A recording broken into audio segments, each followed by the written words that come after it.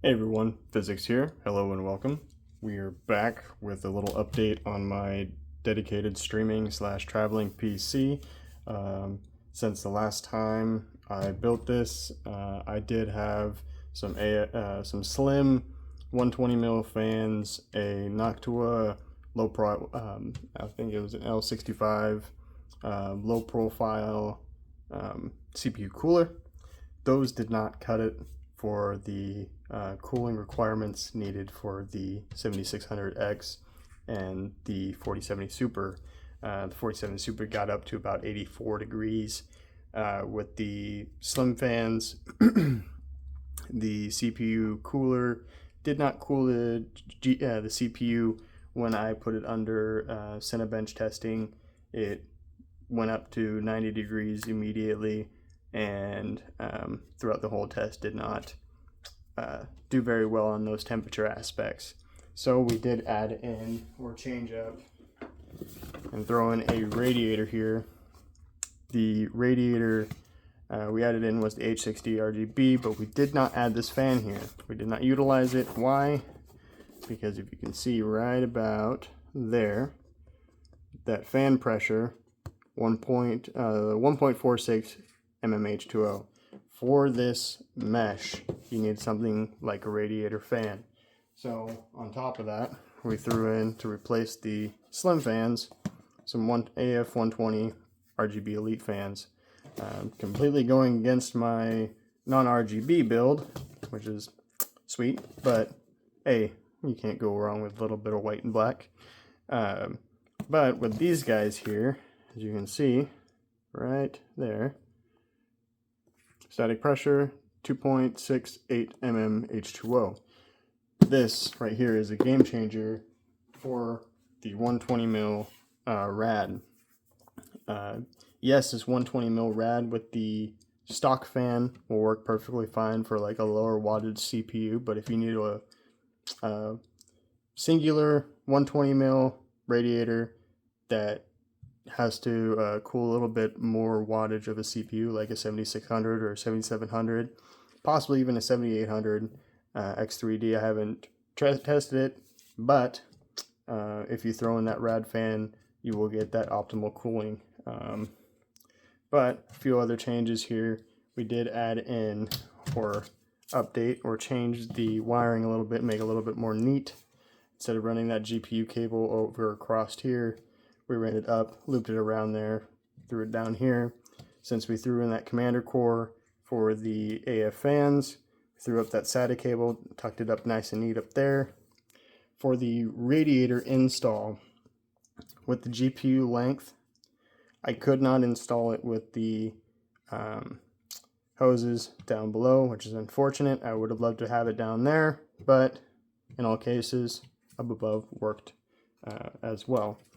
And then another modifications that we did here was, it is a little excessive, but we added in some window stripping, some PVC window stripping. It's resistant to heat, water, all that jazz, and damage, and it holds well. The reason why is because you got about 3/4 gap in between the fan or the radiator and the top fan. So what's happening there is you got recirculating air coming in from the front and circling inside the case here, and then at the top here you're not getting that optimal exhaust. So we did add a little bit on top as well, just a nice perfect little seal. It's not too much, not too excessive, it's just cut and tape, take a little measurements. One thing I want to go over though is,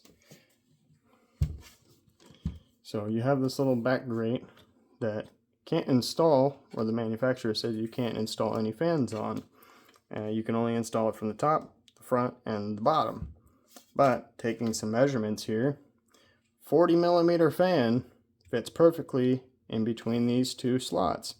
The spacing in between these, pull this out here, is the guy that's we installed here, the NF A420 FLX fans.